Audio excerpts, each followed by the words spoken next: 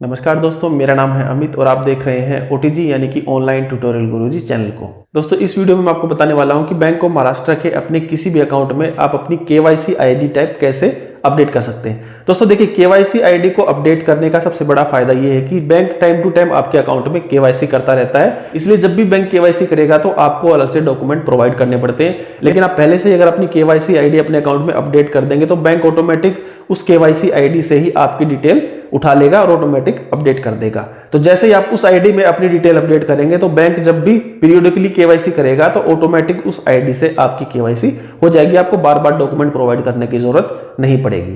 तो चलिए देखते हैं। दोस्तों, वीडियो को आगे शुरू करें इससे पहले मेरी आपसे एक छोटी सी रिक्वेस्ट है कि प्लीज अभी के अभी इस वीडियो को लाइक और इस चैनल को सब्सक्राइब कर लीजिए, क्योंकि आप वीडियोस तो देखते हैं लेकिन चैनल को सब्सक्राइब नहीं करते, और जब तक आप चैनल को सब्सक्राइब ही नहीं करेंगे तो आपको पता ही नहीं लगेगा कि मेरे चैनल पर कब नई वीडियो आई है। तो अभी क्या अभी ठीक इस वीडियो के नीचे दिए गए रेड कलर के सब्सक्राइब बटन को दबाकर मेरे चैनल को सब्सक्राइब कर लीजिए। तो चलिए देखते हैं इस वीडियो को। तो बैंक ऑफ महाराष्ट्र में अपने अकाउंट में कोई भी डिटेल अपडेट करवाने के लिए आपको कुछ इस तरीके का कस्टमर रिक्वेस्ट फॉर्म भर के बैंक में जमा करवाना पड़ता है। आप चाहें तो इस फॉर्म को डायरेक्ट बैंक ब्रांच से भी ले सकते हैं या फिर इसे ऑनलाइन डाउनलोड करके इसका प्रिंट आउट भी निकाल सकते हैं। फॉर्म को ऑनलाइन डाउनलोड करने का लिंक मैंने इस वीडियो के डिस्क्रिप्शन में डाल दिया है। आप चाहें तो उस लिंक पर क्लिक करके इस फॉर्म को ऑनलाइन डाउनलोड कर सकते हैं, उसके बाद इसका प्रिंट आउट निकाल के इसको भर सकते हैं। तो चलिए फॉर्म को भरने की शुरुआत करते हैं।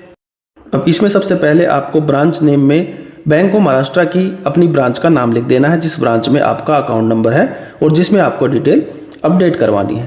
तो वो ब्रांच का नाम कैपिटल ब्लॉक लेटर्स में आपको मेंशन कर देना है। इसके बाद फिर आपको अपनी ब्रांच का कोड लिख देना है।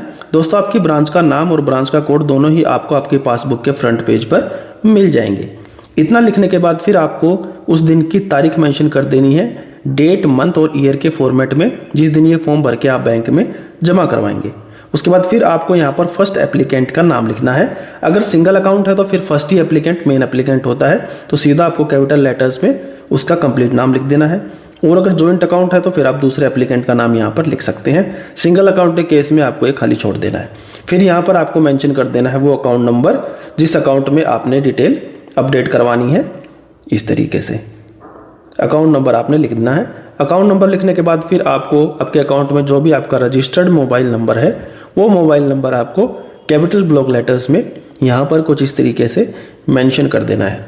मोबाइल नंबर लिखने के बाद फिर आपको टिक लगाना है अपने अकाउंट टाइप पर, जैसे कि आपका अकाउंट टाइप क्या है, सेविंग बैंक है, करंट अकाउंट है, टीडी है, term deposit, RD, recurring deposit है, जिस भी तरह का आपका अकाउंट है जिसमें आपने डिटेल अपडेट करवानी है वो आपने यहाँ से टिक लगा देना है। टिक लगाने के बाद बस आपको फ्रंट पेज पर बस इतनी ही डिटेल भरनी है।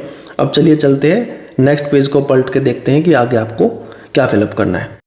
अब इसमें देखिए यहाँ पर बहुत सारे ऑप्शन दिए हुए हैं। तो अपने अकाउंट में अपनी केवाईसी आईडी टाइप अपडेट करवाने के लिए आपको पहला ही पॉइंट दिख रहा होगा, अपडेट केवाईसी आईडी टाइप। तो आपको सबसे पहले इस पर टिक कर देना है। टिक करने के बाद अब आपको कौन सी आईडी एज ए केवाईसी आप अपडेट करवाना चाहते हैं उस पर टिक करना है। इसमें पैन कार्ड है, Aadhaar card, driving licence, passport, voter ID और नरेगा कार्ड। जैसे अगर मान लीजिए मुझे पैन कार्ड पे लगाना है तो मैं यहाँ पर पैन कार्ड पर टिक लगा दूंगा। टिक लगाने के बाद फिर डॉक्यूमेंट नंबर के सामने आपको पैन कार्ड का नंबर लिखना पड़ेगा। इसके साथ ही पैन कार्ड का प्लेस ऑफ इशू, उसकी इशू डेट और उसकी एक्सपायरी डेट यानी कि वैलिड डेट भी आपको लिखनी पड़ेगी। तो ध्यान रखना, जो भी डॉक्यूमेंट आप ऊपर टिक लगाएंगे, जैसे अगर मैं आधार कार्ड पे टिक लगा दूंगा तो फिर मेरे को डॉक्यूमेंट नंबर में आधार कार्ड का नंबर, उसका place of issue, issue date यानी कब उसे इशू किया गया था और कब तक वो, अगर उसकी कोई एक्सपायरी डेट उस पर मेंशन है तो आप वहां पर आपको लिखनी पड़ेगी। लेकिन अगर मेंशन नहीं है तो फिर आप इसे खाली भी छोड़ सकते हैं। तो इस तरीके से आप जिस भी डॉक्यूमेंट पर टिक लगाएंगे उसी डॉक्यूमेंट की डिटेल आपको देनी पड़ेगी, फिर उसी डॉक्यूमेंट से आपकी केवाईसी होती रहेगी।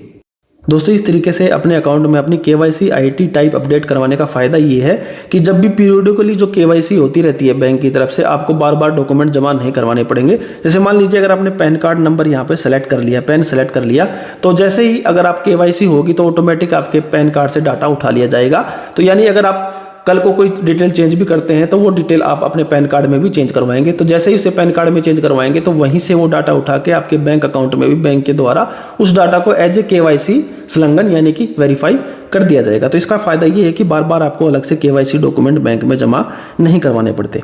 तो देखिए, फॉर्म के फर्स्ट पेज पर आपको इतना ही फिलअप करना है। अब चलिए चलते हैं फॉर्म के नेक्स्ट पेज पर और देखते हैं कि वहां पर आपको क्या क्या फिल करना है। तो चलिए एक बार फटाफट पलट के दिखा देता हूँ कि नेक्स्ट पेज पर आपको क्या करना है। उसके बाद सीधा आपको नेक्स्ट पेज पर आ जाना है। अब इस पेज पर भी आपको कुछ फिलअप नहीं करना, सीधा उससे अगले पेज पे यानी कि फॉर्म के लास्ट पेज पर आ जाना है।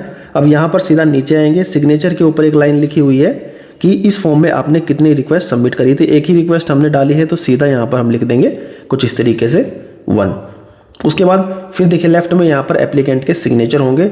सिंगल अकाउंट है तो एक ही एप्लीकेंट के सिग्नेचर होंगे क्योंकि उसमें एक ही एप्लीकेंट होता है, लेकिन अगर जॉइंट अकाउंट है तो फिर यहाँ पर दूसरे एप्लीकेंट के सिग्नेचर आपको करवाने पड़ेंगे। इसके साथ ही इस स्पेस को आपने खाली छोड़ देना है। इसे नीचे एक्नॉलेजमेंट को इसे भी खाली छोड़ देना है। इसमें बैंक खुद भरेगा जो उसको भरना है, ये ऑफिस यूज के लिए होता है। बस आपको इस फॉर्म में इतना ही भरना है। इस फॉर्म के साथ जो भी आपने KYC ID टाइप पर टिक किया है वही डॉक्यूमेंट की फोटोकॉपी आपको लगानी पड़ेगी। उसके साथ ही बैंक आपसे उसकी ओरिजिनल भी मांग सकता है, तो आपको ओरिजिनल भी इस फॉर्म के साथ लेके जानी पड़ेगी। तो जो भी डॉक्यूमेंट उसके अलावा भी बैंक आपसे कोई मांगे तो वो सभी डॉक्यूमेंट इस फॉर्म के साथ लगा के जैसे ही आप बैंक में इस फॉर्म को जमा करवाएंगे तो आपके अकाउंट में आपकी KYC ID टैब अपडेट कर दी जाएगी।